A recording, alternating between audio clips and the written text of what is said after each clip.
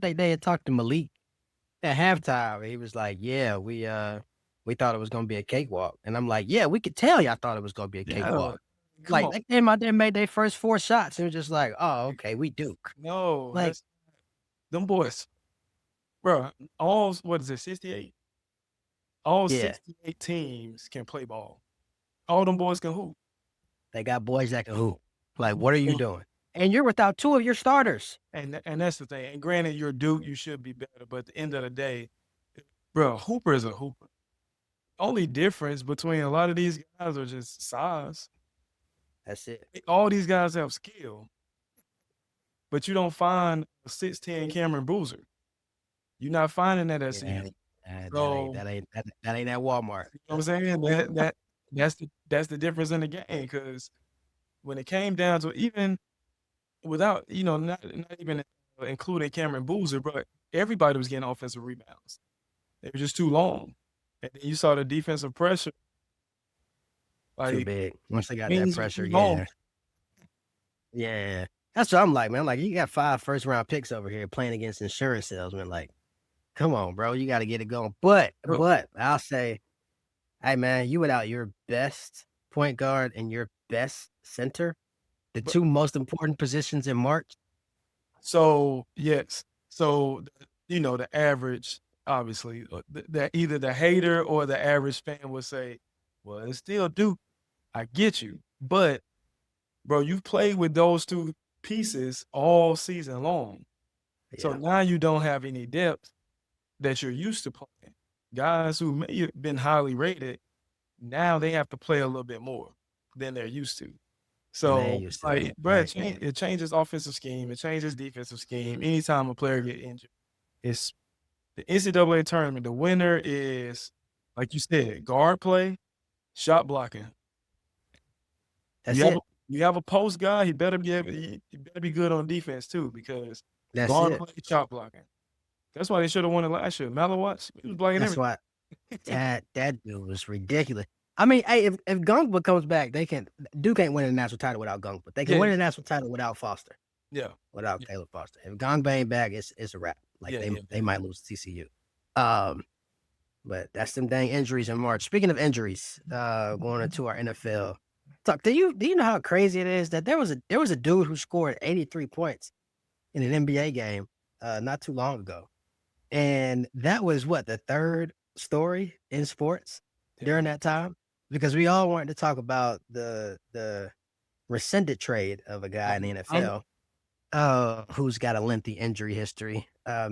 If you are listening to this, you've heard it, but we want to have a decent podcast, so we'll say it. Maxx Crosby, Raiders defensive end.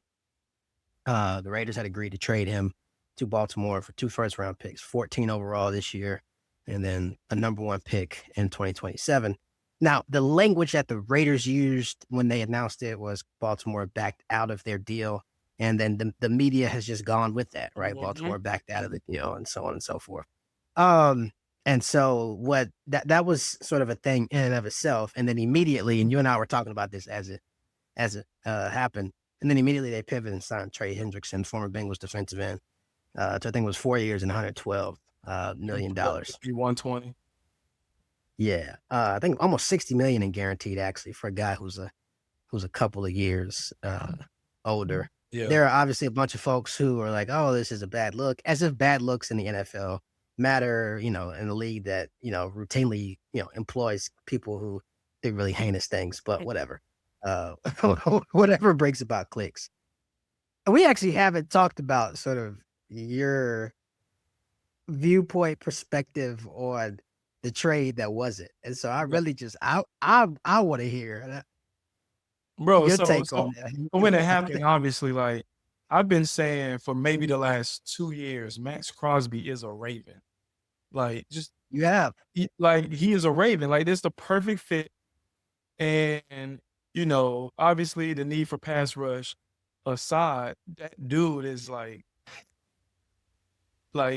he's a Raven. When I see him play, I see him hustle. He never takes a play off. And we say that in sports, but I truly believe that cat does not take a play off. When he's Yeah. in, he's giving it his all. If he needs a breather, he comes out, but he's giving it his all. and just the way he plays, like he is the only person on the Raiders you think about. So it's Yeah. like, okay, 2 firsts, that's steep. But for a player of his caliber, if he wasn't coming off of a meniscus, and honestly, I forgot about that. But to me, 2 firsts for that all pro type player, F them picks. Amen. So because you're Amen. essentially saying you're getting Maxx Crosby for the 14th overall pick. If you were to do a poll of like, they do the NFL top 100, I will put him as a top 10 player in the league. That's just me. But Mhm. so you're saying if you put him as a top 15 player, you're saying you get a top 15 player who's established at the 14th overall pick. Yeah, you usually lose your additional pick next year, but it's still like, bro, you're getting the top player in the NFL. And what's prevented the Ravens from taking that next step is pass rush. 2023, couldn't get Mahomes down. 2024, like you couldn't. I don't think they even sacked Josh Allen. And then this past year, Yeah. the pass rush was just they traded Owe Dafe and he started balling when he got traded. That man turned But into Harry Carson in LA. but he didn't do anything in Baltimore. So it's like you got that missing piece, that edge rusher who you have to double team. You have to game plan for. Now you really gonna see Kyle Hamilton blossom. That's what I was thinking. Yeah. After he Yeah. backed out, my initial move was, bro, what we doing, man? And but as soon as I took some time later that night, I was like, man, they about to sign Trey Hendrickson. I knew it, like Yeah. they're gonna pivot because he was still unsigned. And I'm like, I would take. I think he's 3 years older, 2 or 3. I think he's 31 and Crosby is 28. But because of his production, I'll take it because he's better than any pass rusher I've seen in Ravens uniform in the past. I don't know when.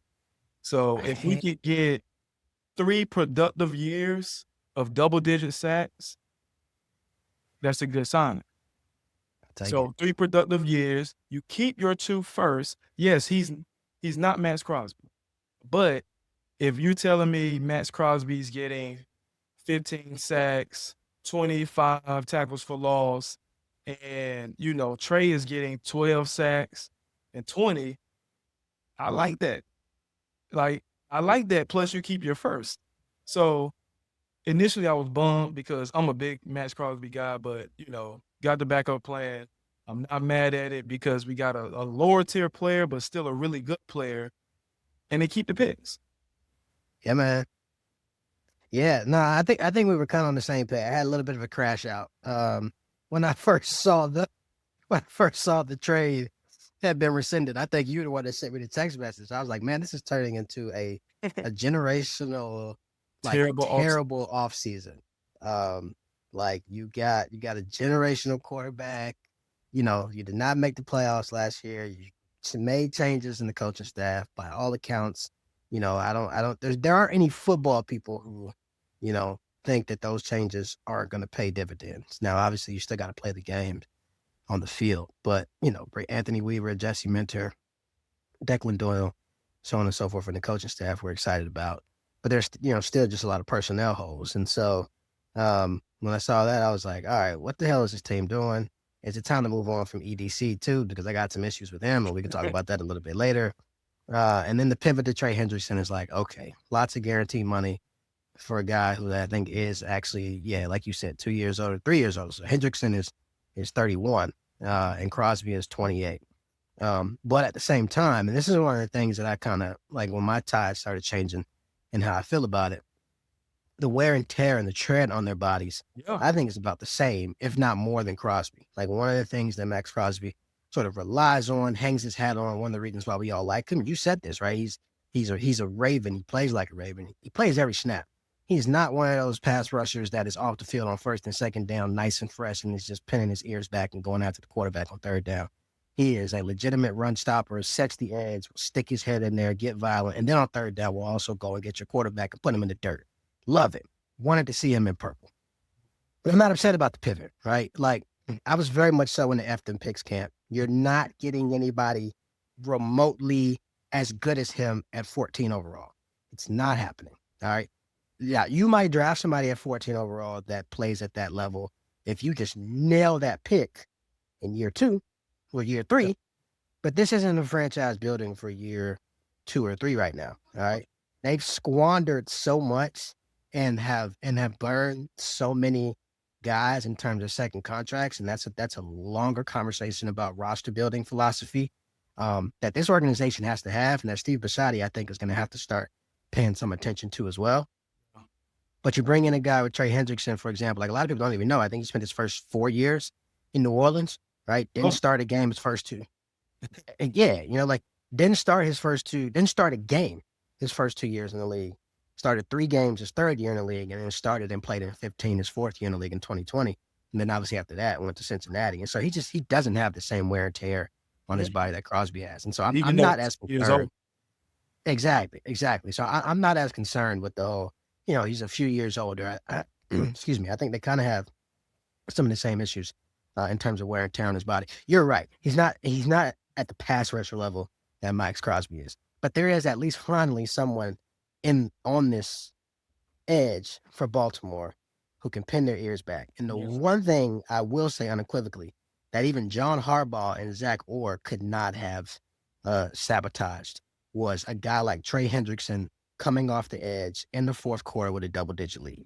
Like, there's not an NFL coach in the league stupid enough to mess that up, right? Yep. And so there are plenty of games that this team squandered in the last couple years that would not have been squandered just by having a guy like Trey Hendrickson, right? Like, you can't mess that up.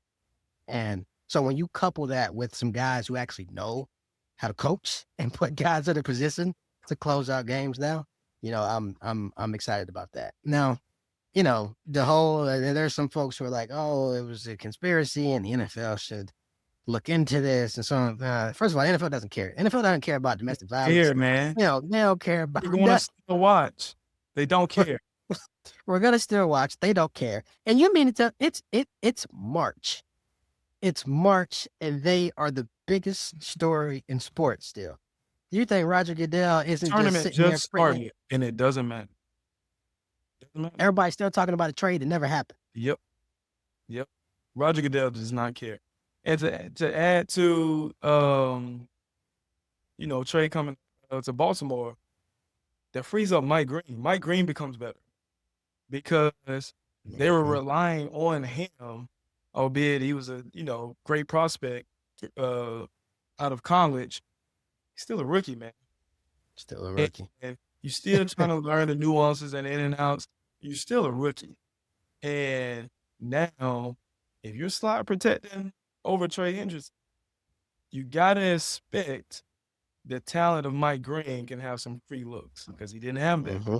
So I'm excited for that too. I'm just excited to have like you said, close out games, especially against, the Raiders and, the Dolphins and those teams that you have a double-digit lead, and then somehow you keep it.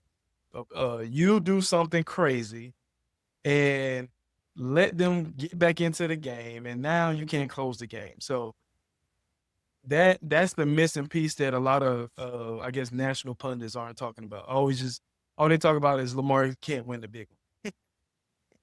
Not talking about, all right, there's a lot of blown leads where you get 30, 35 points, you should be able to win a game. There's no man. You should lose a game. So I'm excited about that. Bummed that Maxx Crosby isn't a Raven. What's crazy, 100%.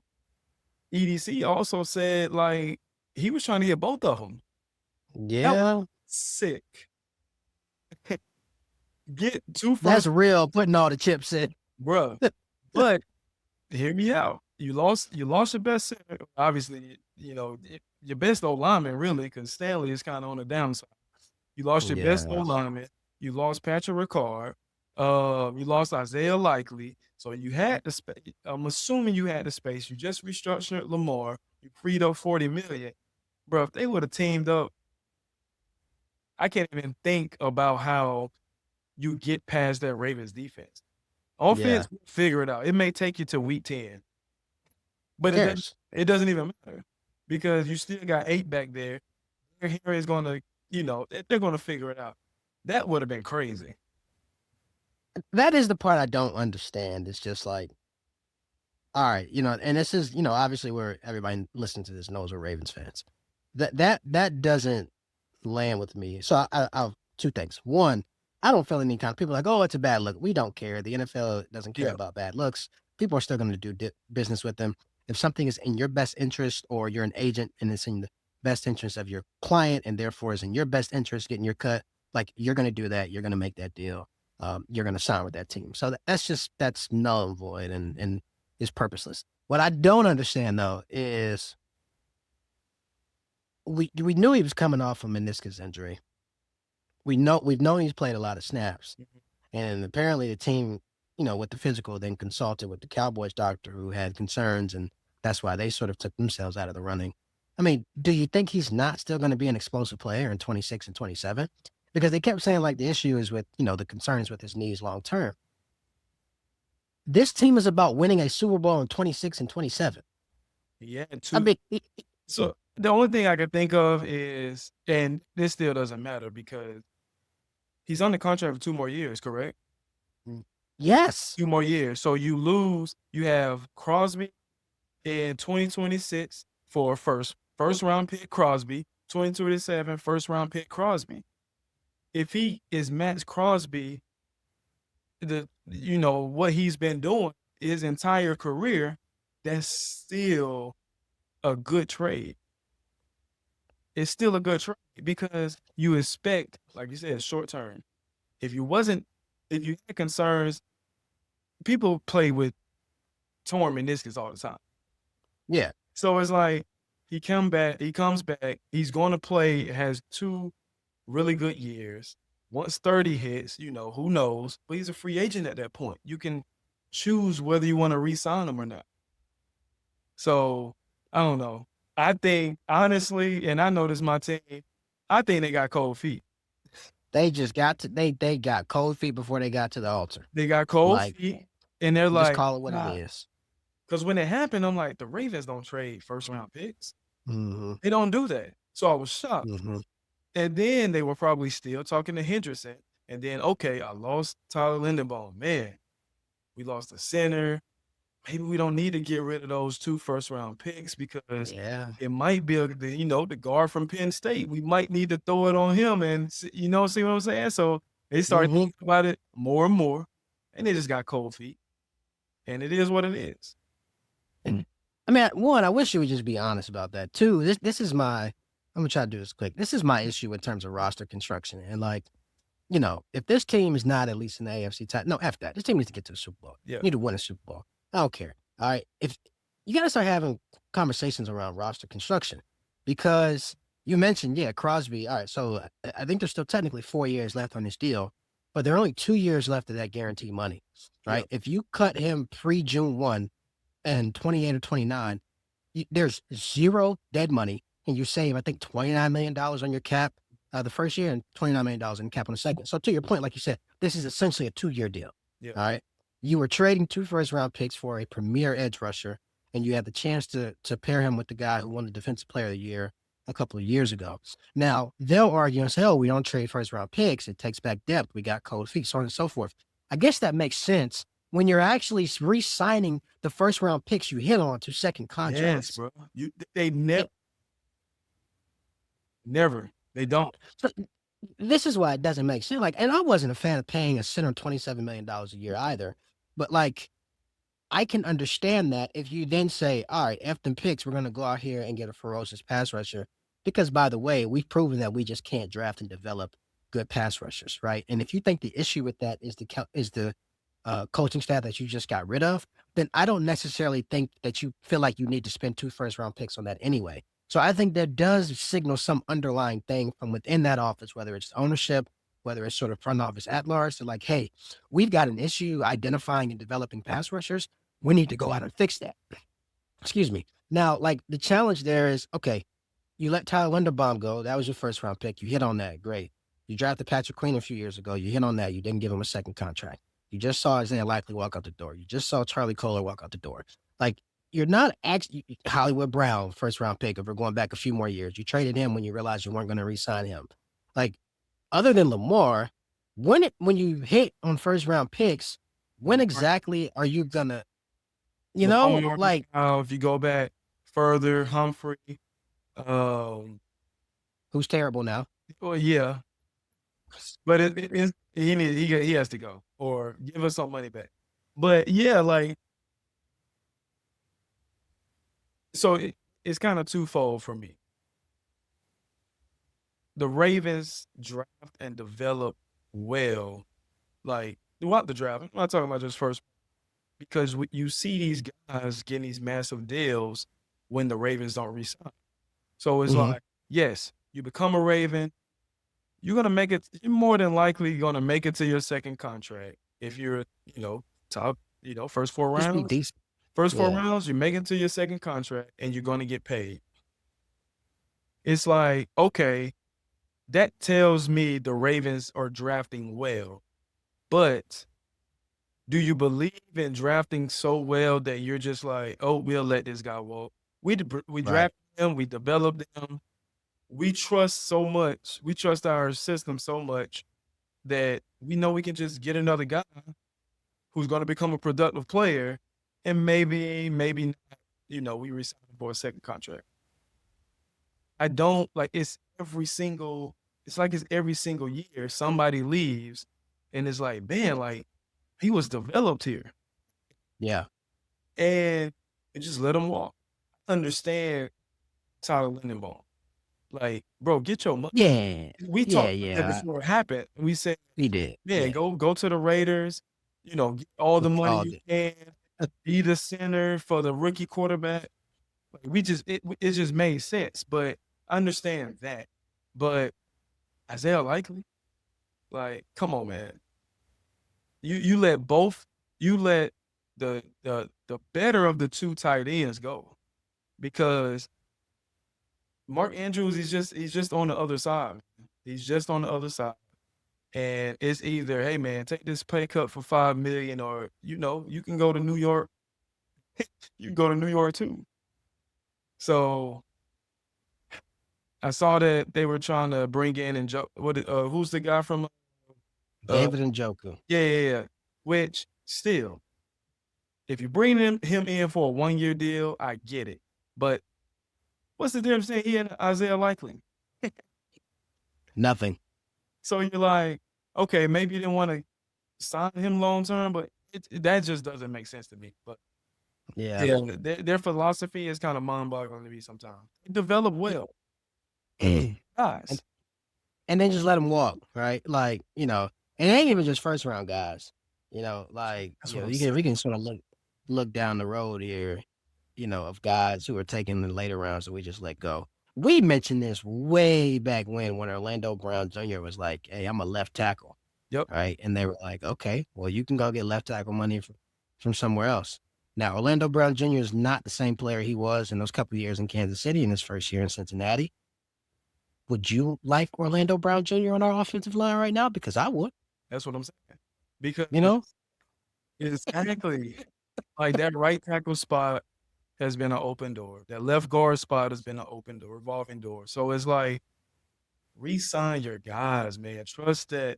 All right, I'm re-signing the person, the player that I developed, and we'll fill the pieces in. But you just now if they're trying to do like Tyler did and get market setting money, I get that. But otherwise, re-sign you guys. Re-sign you guys. Like, that's the issue we're going to run into once we end up taking somebody at 14 overall who's an offensive lineman who ends up being an all-pro in years. And it's just like, okay, well, you got the 5th-year option, and he's going to want to walk too. At some point, when you draft well, you got to pay some of these guys. Now, look, maybe, he's thinking about, all right, we got, Cal Hamilton who's got to get paid, and Nate Wiggins who's got to get paid, who if you're a betting person, you better go ahead and put some money down on first-team all-pro Nate Wiggins. You heard that here on March. Okay? Especially with Jesse Minter in there. We haven't about Zay Flowers. We ain't talked about Zay yet. I think the option was picked up. The 5th year is the next year, though. But if you look at the numbers from players from that draft, for receivers for that draft, he's been one of the better ones. But we don't look one at of the him. best receivers in the draft. We don't look at him like, but yeah. So I wouldn't be surprised. He's better than Hollywood Brown was as a Raven, but I wouldn't be surprised if they let him walk because of and then Lamar's gonna really be fed up. You know, we can close on it. Hey, he restructured. He did. They pushed him. He signed no extension. That man is pissed off. Bro, listen, he is because he's putting in all this work, and it's like, you know, the rumblings last year was he and Harbaugh didn't get along. I don't think it was like a personal thing between them two. It was just like, bro, I'm trying to win, and I don't like these decisions that's been made. Different philosophies. You in your 60s and you're a coach. I ain't got but so many more years to get this done, man. That's what I'm saying. And I seen how you squandered when I had the AFC title game in my house the other year, and how y'all didn't want to hand the football off, and how you didn't have that defense prepared to play when we went to Buffalo last year. I can't keep doing this. Exactly. You know what I'm saying? Like, bottom line. Like, I don't know, man.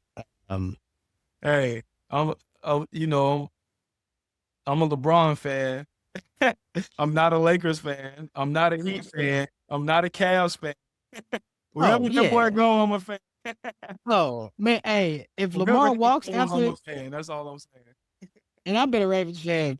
We both been Ravens fans forever. Nah, man, that man leaving, man. Boy, go to I was about to say the Phoenix Cardinals. You go to the Arizona Cardinals. I got all the Cardinals gear, man. It's coming out the closet, big time. It's what it is. Hey, man, it's a lot of holes for them to still fill out here. But we'll get deeper into a free agency sort of recap next time we on here. So if you're a Ravens fan, make sure you drop comments in the chat, man. Tell us how you feel about the roster. Do you think EDC needs to go? I do, but that's a different conversation. We should have it long term. Make sure that you like, subscribe, share this episode. If you do not, you are a mark-ass buster. And you can tell your uncle not to call you that. All right? After the thing, you are a hater. And you a hater. This is all 22.